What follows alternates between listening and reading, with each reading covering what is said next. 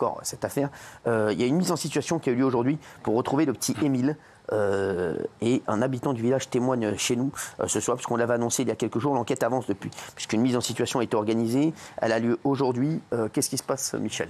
Alors depuis ce matin, le village du Haut-Vernay est encerclé par les gendarmes. Bonsoir. Encerclé par les gendarmes pour une remise en situation. Ça s'appelle une remise en situation. On ne peut pas appeler ça une reconstitution parce qu'une reconstitution, c'est reconstituer quelque chose que l'on connaît. Or, en l'occurrence, malheureusement, on ne connaît pas les circonstances de la disparition de cet enfant. Donc, c'est une remise en situation.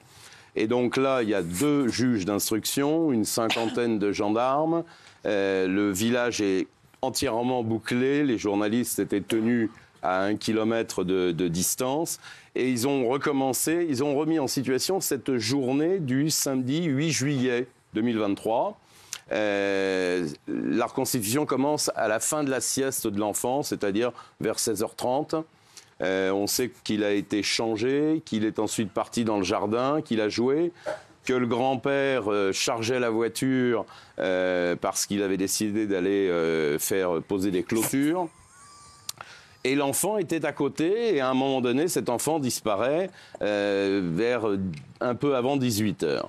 Et dans un premier temps, la famille le cherche, ne le trouve pas, et ils vont à 18h12 très précisément téléphoner aux gendarmes pour déclencher les recherches, pour signaler la disparition d'Émile.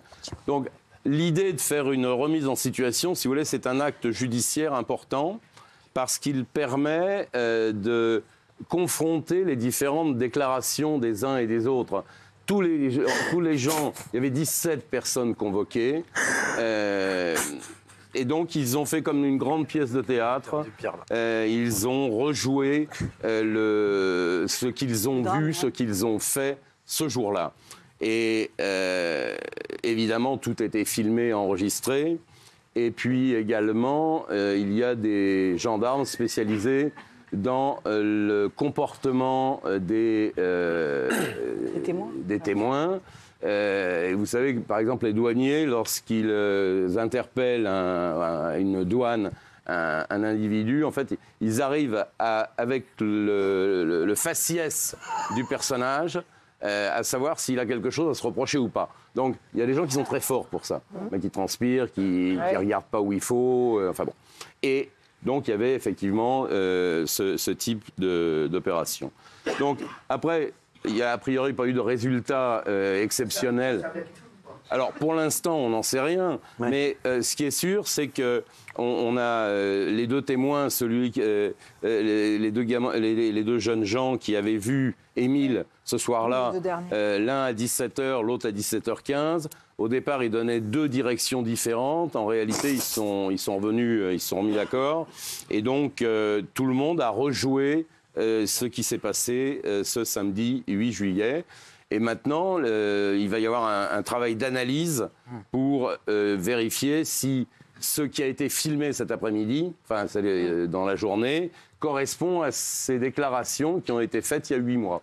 Voilà, en gros, mais pour l'instant, effectivement, ça n'a pas avancé beaucoup. C'est vraiment les comportements, c'est ça, c'est-à-dire qu'ils ont examiné les grands-parents, les parents, et ils ont vu, tenter de voir ce qui se passait, et il y a aussi des témoins directs ou indirects. Et puis, évidemment, ils vont réceptionner tout ça, collecter et voir ce que ça donne ensuite, si ça correspond, si les actes d'aujourd'hui correspondent effectivement aux déclarations et aux actes de cette fameuse journée de la disparition du petit Émile. Voilà.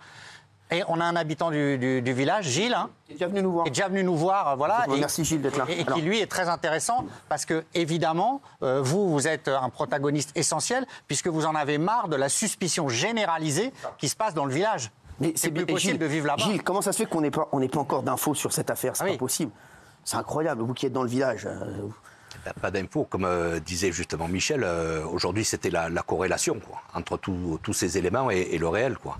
Et moi, j'avais espoir ce soir d'apporter des réponses. Mais voilà, nous attendons et j'espère que les enquêteurs arriveront à nous apporter. Est-ce que dans le village, dites-nous la vérité, Gilles, est-ce que dans le village, on sait des choses et on ne veut pas les dire? Alors, c'est ce qu'on a, on a l'impression de ça. On a l'impression qu'il y a une omerta dans le village, que il y a on sait des choses, mais on ne veut pas les dire. Est-ce que c'est vrai ou pas? Une omerta, je ne sais pas, mais un mystère, oui. Ouais, Ce petit, la dernière fois que j'étais venu ici, on avait évoqué beaucoup de pistes qui semblaient, à la fin, il y avait toujours quelque chose qui clochait, quoi. Et aujourd'hui, on n'a pas avancé là-dessus. Donc, cette corrélation va certainement apporter... Est-ce qu'il y a encore un espoir de retrouver Émile vivant ou pas? Ça, je peux pas répondre, j'en sais rien. J'espère, évidemment, comme tout le monde autour de ce plateau. Mais c'est vrai que depuis 8 mois, le fait qu'il n'y en ait pas de nouvelles de lui, c'est quand même plutôt inquiétant. Mais ce que je voulais dire, c'est qu'il y a 2 solutions pour cette remise en situation. Soit les gendarmes ont un objectif, une idée, et ils veulent coincer un suspect. Soit ils n'ont rien, et ils disent on va recouper ce qu'on a déjà récolté pour voir si ça correspond avec l'actualité d'aujourd'hui. Voilà. Alors, vous, Gilles, vous êtes dans le village. Juste aujourd'hui, on entend plein de choses voilà, sur la famille, sur le grand-père. Vous connaissez le grand-père d'Émile, vous ou pas? Le grand-père, je le fréquente pas. Je le reconnais, mais je le fréquente pas. Et justement, ce qui est très mauvais, quoi. Bon, alors, on a eu le choc de la disparition de ce petit. Après, ça s'est un peu tassé, évidemment, chaque fois qu'on rencontre quelqu'un, on remet ça sur la table, on se pose des questions, on essaye de refaire le film, mais il y a toujours quelque chose qui cloche. On n'arrive pas, il nous manque toujours un morceau du puzzle. Il manque tout, oui. Et après, il est arrivé beaucoup de choses. Certains journalistes, mauvais journalistes, quoi, ont écrit raconté tout et n'importe quoi. Ont raconté beaucoup de choses. Et ça a laissé planer des doutes sur certaines personnes qui auraient pu terminer encore en un deuxième drame, quoi. Et alors aujourd'hui, quand j'entends qu'on accuse le grand-père, aujourd'hui, il y a alors, pas de preuves, personne. Alors, je ne sais pas s'il y a des médias qui ont accusé. Personne n'a accusé. On dit beaucoup de choses sur lui, quoi. Voilà, on dit des choses sur son passé, etc., sur le grand-père. Voilà. Enfin, aujourd'hui, il a été accusé de rien du tout, quoi. Bien sûr, mais ça, je vous confirme. Le grand-père et ces choses qui sont écrites mettent énormément de suspicions dans le village, quoi. Aujourd'hui, dans le village, est-ce qu'il y a toujours une chape de plomb? Est-ce qu'on sent toujours cette ambiance qu'il y avait encore il y a quelques jours après la disparition d'Émile, ou est-ce que ça s'est tassé? Ah non, ça pèse toujours lourdement. Dans le village, vous parlez que de ça? Est-ce que vous dites tous les jours où est passé Émile? C'est pas possible qu'on le retrouve pas? Vous en parlez tous les jours? Enfin, tout le monde en parle? Oui, chaque fois qu'on rencontre quelqu'un. Alors, il y a eu un petit temps mort, où les gens faisaient un peu du déni là-dessus. On ne voulait plus en parler. Mais là, avec ce qui s'est passé aujourd'hui, quoi. Donc c'est revenu sur le tapis, quoi. Et on est obligé d'en reparler. Et alors, on ne se sent pas à l'aise, quoi. Il y a des rumeurs dans le village aussi qui disent telle ou telle chose, qui disent c'est un tel, il s'est passé ci, c'est passé ça. Obligatoirement, dans un village, on sait très bien que ça parle, on sait très bien qu'il y a des rumeurs, qu'il y a des choses qui se disent. Mais des rumeurs, c'est un mystère. On ne peut pas, parce que toutes les hypothèses qui ont été avancées sont improbables. Oui, mais vous avez tous dans le village, Gilles, c'est sûr et certain, vous avez tous dans le village votre version des faits, ou votre idée qui est faite. Oui, bien sûr, mais alors moi, quand je m'arrête au café, si je bois un pastis de plus, quand je m'en vais, ils vont dire, celui-là, il a peut-être commis un accident. Mais celui qui dit ça sur moi, quand il s'en va, celui qui est après lui va dire la même chose. Donc tout le monde est suspecté dans le village? Tout le monde se regarde un peu bizarrement. C'est incroyable. Alors, et aujourd'hui, ça avance pas, hein. Franchement, Michel, je suis désolé, mais je trouve que l'enquête n'avance pas du tout. Oui, on constate qu'effectivement, depuis, mais il y a cette affaire-là, l'affaire de la petite jeune fille Lina de 15 ans. Là, ça fait 8 mois.